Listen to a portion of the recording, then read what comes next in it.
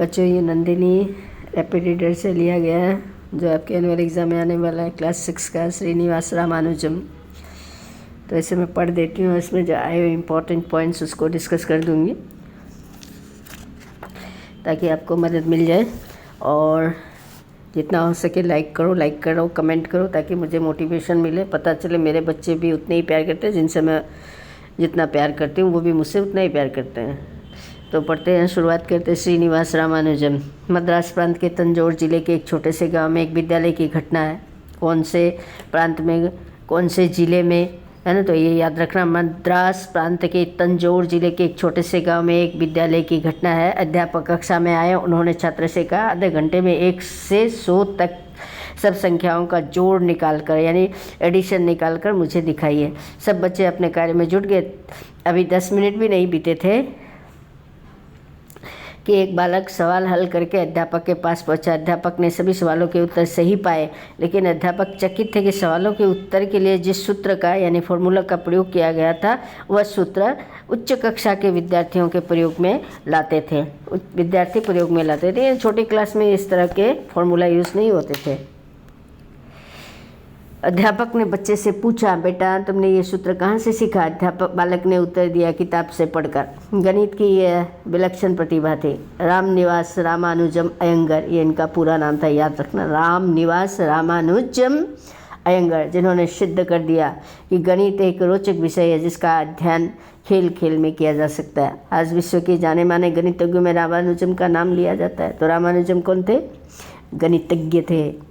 श्रीनिवास रामानुजन का जन्म तमिलनाडु के इरोड गांव में 22 दिसंबर 1887 ईस्वी को एक साधारण परिवार में हुआ था। इन्हें गणित में विशेष रुचि थी। वे गणित को एक खेल मानकर उनकी संख्याओं के साथ खेलते थे। समयोगदर्शी वर्ग, मैजिक स्क्वायर बनाना उनका प्रिय शौक था। रामानुजम की गणित के प्रति रुचि और प्रतिष्ठा को देखकर उसके अध्यापकों का मानना था कि एक दिन यह बच्चा गणित की बुलंदियों को छुएगा, यानी ऊंचाइयों को छुएगा। इन्होंने 17 वर्ष की आयु में हाई स्कूल की परीक्षा पास किया। याद रखना, 17 वर्ष की आयु में हाई स्कूल की परीक्षा पास की। रामानुजन को गणित के सवाल हल करने का शौक था, किंतु धन के अभाव में वे कागज़ का प्रयोग नहीं कर पाते थे, इसलिए वो स्लेट पर ही सवाल लिखते थे और फिर मिटाते थे, फिर लिखते थे। रामानुजम जब हाई स्कूल पढ़ते थे तो एक मित्र ने उन्हें जॉर्ज शूब्रिज की उच्च गणित की पुस्तक उपहार में दी। रामानुजम रात दिन उस पुस्तक को हल करने में लग गया। सारा समय गणित को देने के परिणाम स्वरूप उन्हें जो छात्रवृत्ति मिलती थी वह बंद हो गई। घर की आर्थिक स्थिति अच्छी न होने के कारण उन्होंने इंटर की परीक्षा प्राइवेट देने का निर्णय किया और घर पर ही रहकर गणित का शोध कार्य किया। सन 1909 में उनका विवाह हो गया। याद रखना, 1909 में उनका विवाह हो गया। उसके पश्चात वह जीविका उपार्जन के लिए नौकरी की तलाश में घूमने लगे।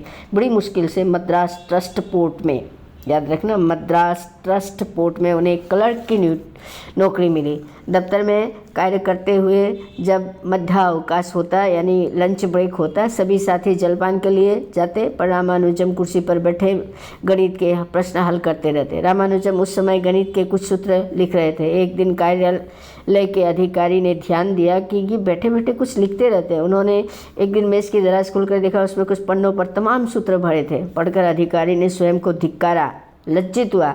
कितना गुणी व्यक्ति क्लर्क की कुर्सी पर बैठा है। अधिकारी ने उन सभी पन्नों को इंग्लैंड के प्रसिद्ध गणितज्ञ प्रोफेसर G.H. हार्डी को भेज दिया। प्रोफेसर हार्डी उन पन्नों को देखकर काफ़ी प्रभावित हुए। उन्होंने रामानुजम को इंग्लैंड बुलवाया। वहां पहुंचकर रामानुजम का परिचय बड़े बड़े गणितज्ञों से करवाया। शीघ्र ही रामानुजम के कुछ सूत्र वहां की पत्र पत्रिकाओं में प्रकाशित हुए। प्रोफेसर हार्डी ने उन्हें 1914 में कैम्ब्रिज विश्वविद्यालय में दाखिला दिलाया। याद रखना इसको भी। 1940 में कैम्ब्रिज विश्वविद्यालय में दाखिला किसने दिलाया? प्रोफेसर हार्डी ने। प्रोफेसर हार्डी एक जगह लिखते हैं मैंने रामानुजम को पढ़ाने की कोशिश की और किसी हद तक उसमें सफल भी रहा, लेकिन रामानुजम को मैंने जितना सिखाया उससे कहीं ज़्यादा उनसे सीखा हूँ, है ना। 1917 तक उनकी विलक्षण योग्यता के कारण उनका नाम पूरे यूरोप में फैल गया। रामानुजम इंग्लैंड में रहते हुए भी खान पान, व्यवहार व आचार विचार में पूरी तरह भारतीय थे।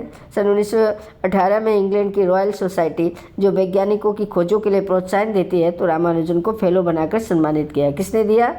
इंग्लैंड की रॉयल सोसाइटी ने 1918 में फेलो बनाकर सम्मानित किया। संपूर्ण एशिया में इस सम्मान से सम्मानित होने वाले ये पहले व्यक्ति थे। 1919 में ये भारत लौटे और यहाँ अनुसंधान कार्य में लग गए।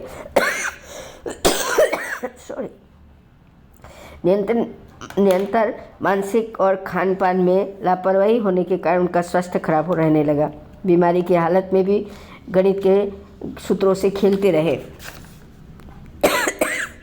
विलक्षण प्रतिभा के धनी रामानुजन मात्र 33 वर्ष की आयु में 33 वर्ष की आयु में, याद रखना, गणित के क्षेत्र में चिर विस्मरणीय खोजें करते हुए विदेशों में भारत का गौरव बढ़ाते हुए 26 अप्रैल 1920 को स्वर्ग सिधार गए।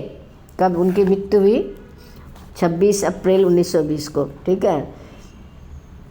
चिर स्मरणीय खोजें करते रहे, यानी ऐसी स्मरणीय चीज़ें जो कभी मिटती नहीं है, जिनकी यादें कभी धूमिल नहीं होती। उनके निधन पर प्रोफेसर हार्डी ने कहा, आज हमारे बीच से अमूल्य हीरा खो गया। ये भी याद रखना, प्रोफेसर हार्डी ने रामानुजन की मृत्यु के वक्त क्या कहा। आप सब देख चुके हैं कि इतनी अल्प आयु में गणित जैसे कठिन विषय पर इतना कार्य पूरे संसार में किसी ने नहीं किया आज तक। तो ये रहा है रामानुजन का पूरा डिस्क्रिप्शन। अब प्रश्न, रामानुजन का जन्म कब तथा कहाँ हुआ था? तो रामानुजन का जन्म हुआ था तमिलनाडु के ईरोड गांव में 22 दिसंबर 1887 ईस्वी को एक साधारण परिवार में हुआ था। फिर दूसरा प्रश्न, रामानुजन ने इंटर की परीक्षा प्राइवेट देने का निर्णय क्यों किया? तो घर की आर्थिक स्थिति अच्छी न होने के कारण उन्होंने इंटर की परीक्षा प्राइवेट देने का निर्णय किया और घर पर रहकर ही गणित पर शोध कार्य किया। फिर है, रामानुजन के अधिकार ने उनकी सहायता किस प्रकार की? उन्होंने देखा कि ये व्यक्ति कुछ ना कुछ लिखता रहता है लंच ब्रेक के समय में, यानी मध्य अवकाश के समय भी। तो उन्होंने ड्रॉयर खोल के उन सारे पन्नों को देखा तो चकित पाया कि इतना मतलब विलक्षण प्रतिभा का व्यक्ति क्लर्क के पोस्ट पर काम कर रहा है। उन्होंने सारे कागज़ इकट्ठे किए और इंग्लैंड भेज दिया प्रोफेसर D.H. हार्डी को भेज दिया। उसके बाद से उनकी किस्मत बदल गई। इस तरह से एक शुभचिंतक है ना, उनका जीवन पूरा बदल डाला और उन्हें विश्व ख्याति दिलवाई। उम्मीद है आपको पसंद आएगा और काफ़ी हद तक आपको एग्ज़ाम में मदद भी होगी। तो प्लीज़, मैं इसे इंस्टा में अपलोड करूँगी, लेकिन इंस्टा में पूरा नहीं जाता मेरे बच्चों, इसलिए आपको यूट्यूब पे दिखना ही पड़ेगा। So I hope you will do better in the exam. All the best, bye, take care.